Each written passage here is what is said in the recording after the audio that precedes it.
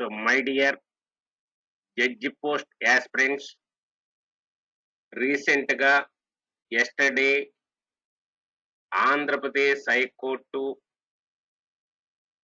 Junior civil judge notification issue చేయటం జరిగింది. 10/11/2022 దానికి స్క్రీనింగ్ టెస్ట్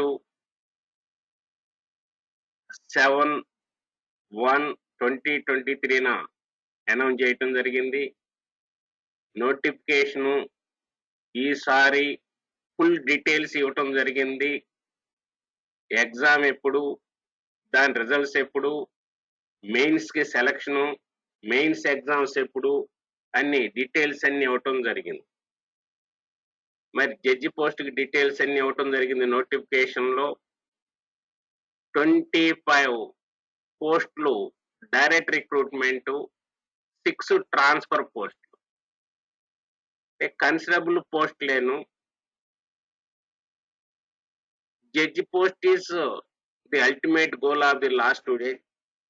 తన యాంబిషన్ గనక, తన మోటివ్, తన అల్టిమేట్ గోల్ గనక జడ్జి అనుకున్నప్పుడు మరి చాలా ఇంపార్టెంట్ పోస్టు. కొంచెం కాంపిటీషన్ కూడా ఉంటుంది గనక దానికి తగ్గట్టు ప్రిపరేషన్ చేసుకోవాలి.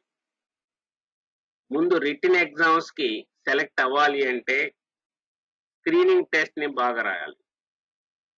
ఈ స్క్రీనింగ్ టెస్ట్లో నోటిఫికేషన్లో మెన్షన్ చేసింది దే విల్ సెలెక్ట్ 1:10 రేషియో. అంటే 25 పోస్టులు ఉన్నాయి కనుక 25/10 మెంబర్స్ని తీసుకుంటారు మెయిన్స్కి.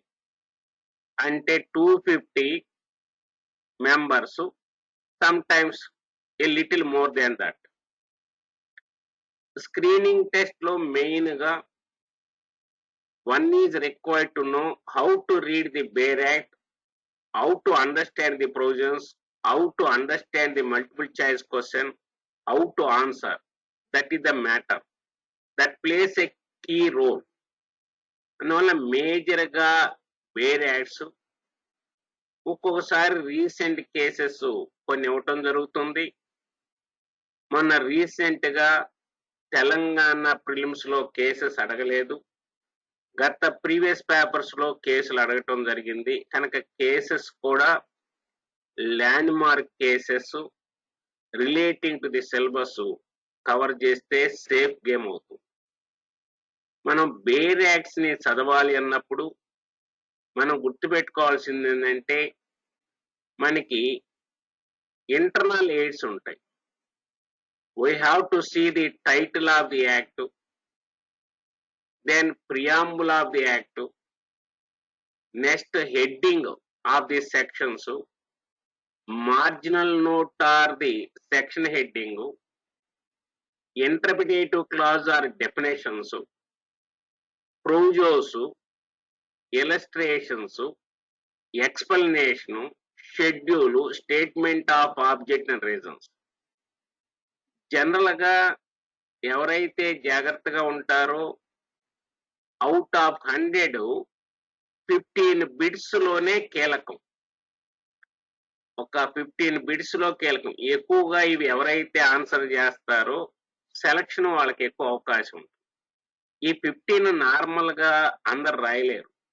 జాగ్రత్తగాను కేర్ఫుల్గాను చదివిన వాళ్ళే రాస్తారు. మిగతా కష్టపడి చదివితే కుడేడంగా రాస్తారు. ఈ 15 ఉండే బిట్స్ దగ్గరే కీలకంగా ఉంటుంది. ఆ 15లో ఎక్కువ ఆన్సర్లు చేసినట్లయితే ఈజీ. అందువలన జనరల్గా చదివేటప్పుడు డెఫినేషన్ ఇంపార్టెంట్. మొన్న తెలంగాణ ఎగ్జామ్లు అన్ని మార్జినల్ నోట్స్ ఇచ్చారు, బిట్స్ సెక్షన్ హెడ్డింగ్స్ ఇచ్చారు. గతంలో ప్రియాంబుల్ ఆఫ్ ది యాక్ట్స్ కొన్ని బిట్లు అడిగారు. తర్వాత ఇంటర్ప్రిటేటివ్ క్లాజ్ డెఫినేషన్స్, ప్రతి క్వశ్చన్ పేపర్లో డెఫినేషన్స్ అడుగుతారు, ఇంపార్టెంట్ డెఫినేషన్స్. ఆ డెఫినేషన్ చూసుకోవాల్సిన అవసరం ఉంటుంది. ప్రొవిజో అంటే ఎక్సెప్షన్స్. ప్రొవిజోస్ మీద బేస్ అయి నంబర్ ఆఫ్ బిట్స్ వస్తాయి.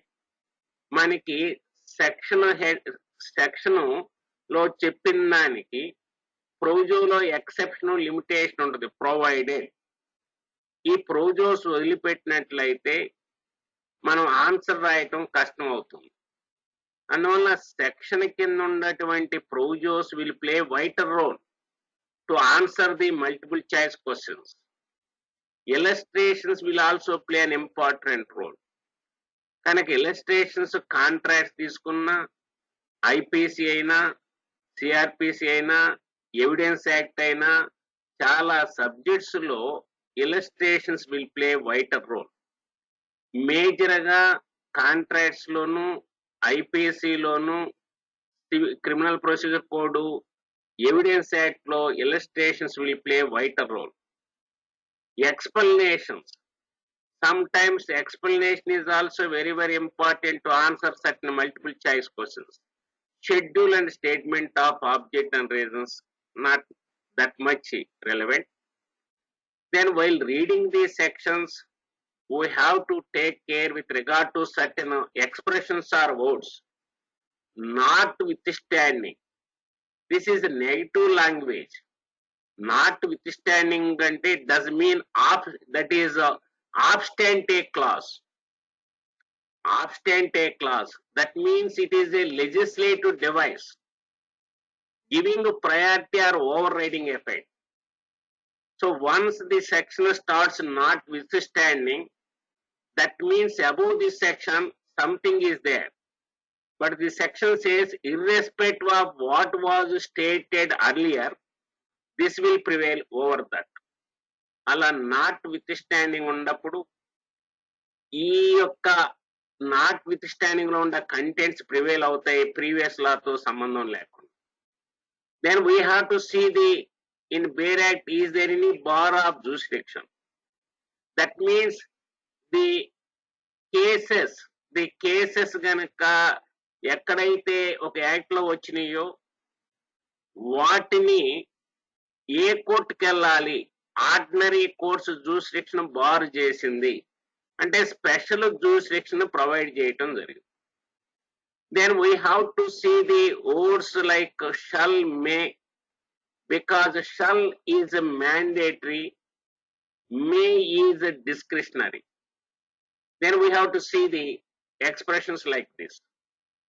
ఈ ఎక్స్ప్రెషన్స్ కనుక మనము ఒక నాలెడ్జ్ లో ఉంచుకున్నట్లయితే మనకి ఈజీగా అండర్స్టాండ్ అవుతుంది ప్రయోజనం. మల్టిపుల్ చాయిస్ క్వశ్చన్ కూడా రాయటానికి వీలుంటుంది. క్రిటికల్ గా ఉండేటువంటి 15 to 20 బిడ్స్ జనరల్ గా అందరు రాయలేని బిడ్స్, బాగా చదివిన వాళ్ళే రాసే బిడ్స్ లో ఇవి గనక జాగ్రత్తగా రాస్తే ఎక్కువ అవకాశం ఉంటుంది స్క్రీనింగ్ టెస్ట్ క్లియర్ చేయటానికి. ఫర్ ఎగ్జాంపుల్ మనం చూసినట్లయితే, let us take an example where A has been prosecuted for criminal breach of trust. He was acquitted. Can A be prosecuted for criminal misappropriation of property on the same facts? మరి first ట్రయల్లో ఆయన మీద charge చేసిన offense criminal breach of trust and he was prosecuted for that offense. He was acquitted. Again, can he be prosecuted for another offense on the same facts? Then the answer will be no. As per section 300 of the CRPC, answer is no. But A can be prosecuted for criminal misappropriation of property under Article 20, Clause 2. Both Article 20, Clause 2, Section 300 of the CRPC deal with double jeopardy. No one can be vexed twice for the same cause of action. Article 20, Clause 2 says that no person shall be prosecuted and punished for the same offense more than once. We have to see the letters of the article. Here, two words, prosecuted and punished. there is a conjunctive and. That means mere prosecution is not enough to apply this Article 20 Clause 2. Then the other requirement is you should be punished, prosecuted and punished. Suppose prosecuted but not punished, acquitted, this article is not applicable. Once this article is not applicable, he can be tried again for different offense on same facts. Whereas Section 300, subsection 1 of the CRPC states that no one can be tried and convicted for the same offense. Or, this is important, or even for different offense on the same facts. That means the person cannot be tried and convicted for the same offense or even for different offense but on same facts.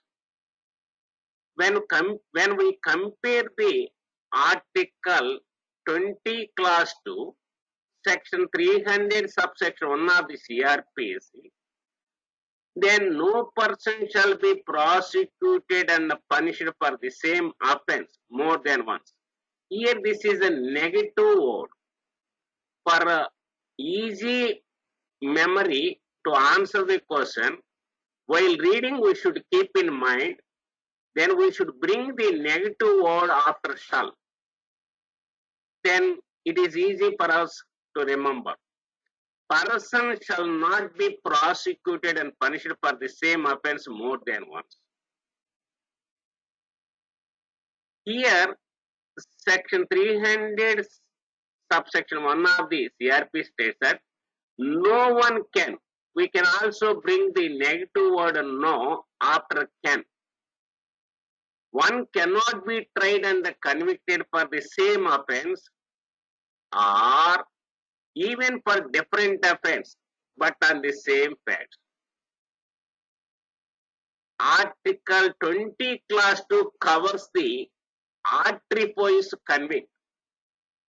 That means previously convicted. If the accused is previously convicted, he cannot be tried again.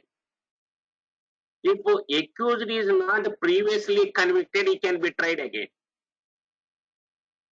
Whereas Section 300 subsection 1 covers atriphois acquit and atriphois convict.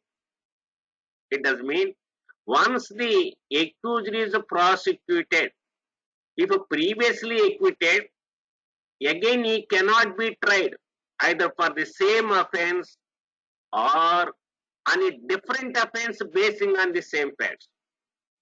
And the second one, atriphois convict. Once the accused is convicted, again he cannot be tried for the same offense or different offense on same facts. So either he is acquitted or convicted previously, then the section bars subsequent prosecution. Therefore, Article 20 Clause 2 has narrow scope, narrow meaning, narrow coverage. Whereas Section 300 subsection 1 has a wider scope. Section 300 is more comprehensive in its scope than Article 20 Clause 2. So therefore, accused will get more benefit advantage under Section 300 of the CRPC rather than under Article 20 Clause 2 of the Constitution. So that is the way to understand the difference between Section 300 subsection 1 of the CRPC, Article 20 Clause 2 of the Constitution of India in order to answer this question. With regard to the other question you see, A is tried for causing a grievous hurt and convicted. The person injured afterwards dies. can A be tried again for culpable homicide? So A caused injury to the victim, that is grievous hurt, for which he was prosecuted and convicted. Again, that victim died. Can A be tried again for culpable homicide? To answer this, either yes or no, then we have to see the letter of section 300 of the CRPC. According to subsection 3 of section 300, subsection 3 of section 300, a person convicted of any offense constituted by any act causing consequences which together with such act constituted a different offense from that of which he was convicted, may be afterwards tried for such last mentioned offense if the consequences had not happened or were not known to the court to have happened at the time when he was convicted for the first offense. In such a case, he may be tried for subsequent offense also. This we cannot easily understand it. In order to understand this easily, then we have to see, are there any illustrations? There are illustrations under this section. Let us see the illustration B. According to illustration B, A is tried for causing grievous hurt, convicted. The person injured afterwards dies. A may be tried again for culpable homicide. So the question was based on this illustration. So therefore, A can be tried again for culpable homicide. This is only when he is convicted for grievous hurt. If he is not convicted for grievous hurt, he is not liable for this. ఎందుకంటే అతను గాయాలు పరిచాడు గనక, గాయాన్ని చేసింది ఆయనే గనక ఆయన convict అయ్యాడు. At that point of time ఆ ప్రాసిక్యూషన్ ఆ యొక్క ట్రయల్ జరిగేటప్పుడు ఉన్న ఇంజురీస్ ఎవరు ఎక్స్పెక్ట్ చేయాల, that may lead to the death of the victim. అందుకని ఆ పాయింట్ ఆఫ్ టైంలో గ్రీవియస్ హర్ట్కి కేసు ఛార్జ్ చేయటం, దానికి ప్రాసిక్యూట్ చేయటం, కన్విక్ట్ చేశారు. కనుక ఇది చేసింది ఏనే గనక, ఏనే గ్రీవియస్ హర్ట్ చేశారు గనక దాని కాన్సిక్వెన్సెస్ లేటర్ స్టేజ్ లో రిజల్టెడ్ కల్పబుల్ హోమిసైడ్ గనక then he will be prosecuted culpable homicide also. ఇక్కడ requirement he should be convicted. So that is the way to read, understand, then only one can answer the question. It is not difficult, but it is not easy also. It is also not easy to remember that. So therefore, there are at least 15 to 20 bits in 100 multiple choice questions. దాన్ని ఎక్కువ మంది answer చేయలేరు. ఎవరైతే బాగా చదివా ఎక్కువ చేస్తారో వాళ్ళకి ఛాన్సెస్ ఎక్కువగా ఉండటం జరుగుతుంది. ఈజీగా ఉండేటువంటి క్వశ్చన్స్ ని యూజువల్ గా అందరు చదువుతారు కనుక ఈజీగానే రాస్తారు. కొంచెం ఆ టిపికల్ గా ఉండే క్వశ్చన్స్, కొంచెం అండర్స్టాండింగ్ డిఫికల్ట్ గా ఉండే క్వశ్చన్స్ ని ఎవరైతే అండర్స్టాండ్ చేసుకొని కరెక్ట్ గా ఆన్సర్ రాస్తారో that is easy for them. So therefore ఈ యొక్క ప్రిలిమ్స్ లో to my understand bare acts అనేది వైటల్ రోల్ ప్లే చేస్తుంది.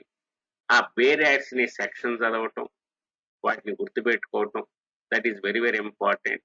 And not only the exam for all other purposes in legal career. ఎక్కడైనా కానీ bare act అనేది main source కనుక ఆ బేర్ యాక్ట్ ని చదవటం మనం చూడాలి. అప్పుడు ఈజీగా ఉంటుంది. కనుక మంచి పోస్టు, కనుక డిగ్నిఫైడ్ పోస్టు, తర్వాత కలర్బుడ్ శాలరీ, రెప్యుటేషను, ఇంత గొప్ప పోస్టు ఉంది కనుక కొంచెం కష్టపడి దాన్ని సక్సీడ్ అయితే ఇది రిమైనింగ్ లైఫ్ అంతా కూడా కలర్ఫుల్ గాను సక్సెస్ఫుల్ గా ఉంటుంది. అందువలన చదివేటప్పుడు పట్టుదలగా చదివినట్లయితే definitely will succeed. So all the best. I wish you A grand success in coming Andhra Pradesh high court civil judge post. Thank you one and all.